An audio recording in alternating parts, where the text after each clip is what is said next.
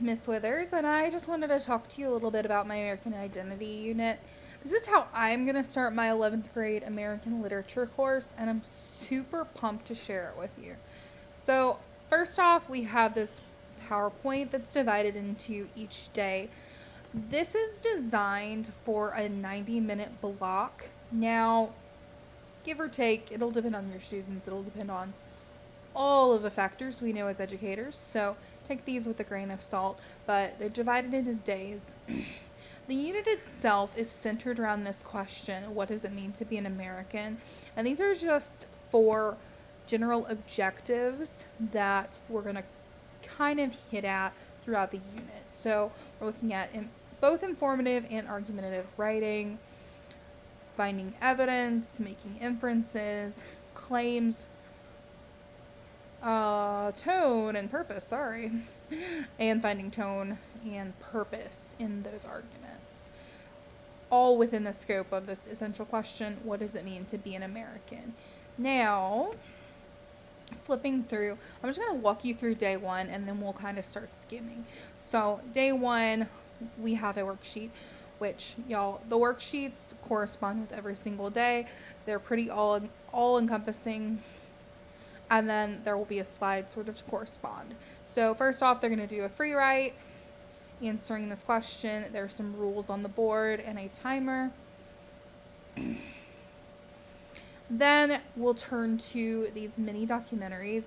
They're really good, and you sort of see both sides, the positive and the negative, of what it means to be an American, and the students are taking notes as they listen.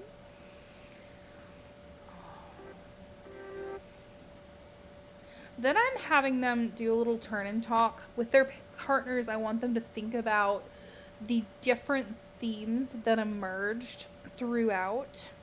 And then they're going to do a little creative project matching the tone of the theme. That's more in depth described in the lesson plan. But they have about 10 minutes to do that.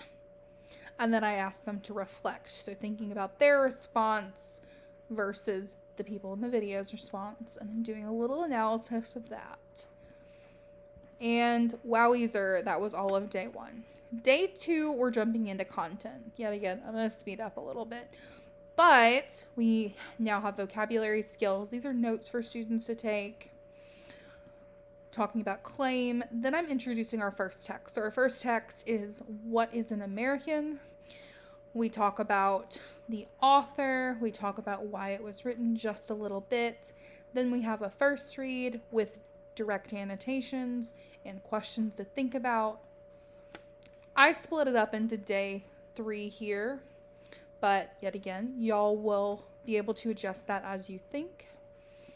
Do a little bit of review of what you've done, and then you're digging a little bit deeper. Looking at just some basic things. Looking at the claim. Looking at sort of the rhetorical triangle broken down a little bit. Breaking down those items. And then I asked the students to think about the melting pot, because in that text, they allude to the melting pot several times. They do a little research and do some analysis before creating sort of a definition. And that you'll see on the worksheet. All right, day 4, we're starting off with some more skills. Then we're stepping into connotation, denotation. We have some information about figurative language. Yet again, they're taking some notes, a little bit more note taking, and then we're jumping into a more modern text. This was actually written in 2001. Students will be able to interact with that text. Yet again, I'm going to start sort of skimming here, but you see we have all of these questions, the annotations, some worksheets to go along with breaking that down.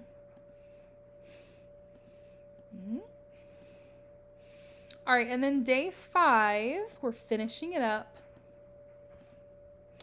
This is my favorite part, probably of this entire unit. We're going to have our students make a quilt Their job is they're going to get either an index card or like a fourth of a piece of paper, and their job is to decorate their square with colors and symbols that best represent them as a individual. And then you can make a cool classroom display that really showcases who your kids are as people. And I cannot wait to do that with my students. Then we're jumping into day 6. Day 6, we're talking about poetry, so we talk a little bit about TP Fast. We break it down. I have an example of the poem I Hear America Singing, so I'm going to present them with a copy of the poem, and we're going to literally walk through this. We're going to talk through each of these, talk about the expectations of what they're going to provide for each. And then they're jumping into stations. I have given you 8 options. In their poetry booklets, they're going to have 6 copies of this particular worksheet.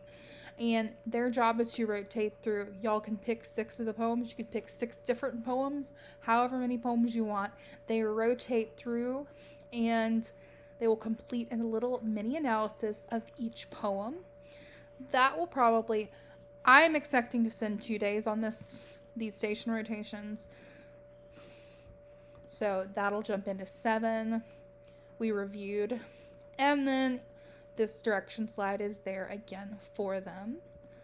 Once they've gone through all of those poetry rotations, they're going to make some connections, thinking about what they notice between the various poems, how that relates to their feelings about America, all that good stuff. And then finally, we are in day 8, and we're coming in on the final project for this particular activity. They're just writing a really good paragraph. I know we're in the 11th grade.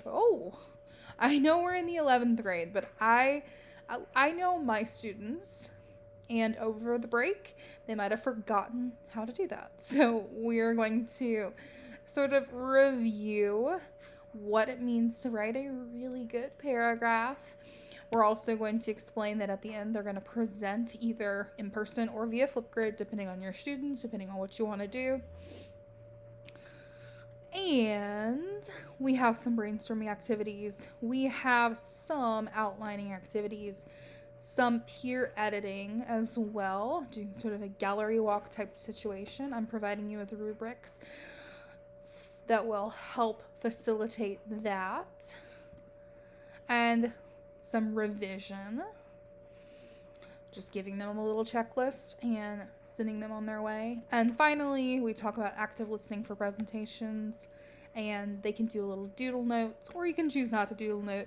You can think through a rubric type situation, whatever you feel best for your students. But my kiddos, I think doodle notes will be most appropriate. So y'all, I hope if you choose to get this product and use it, it will help you as much as I know it's going to help me. I'm excited because my first 2 weeks of school, because I'm going to start this pretty much the second day of school, my first 2 weeks of school is completely planned. All I have to do is hit print on the copier and we are good to go. So I hope and pray that this will help you as well.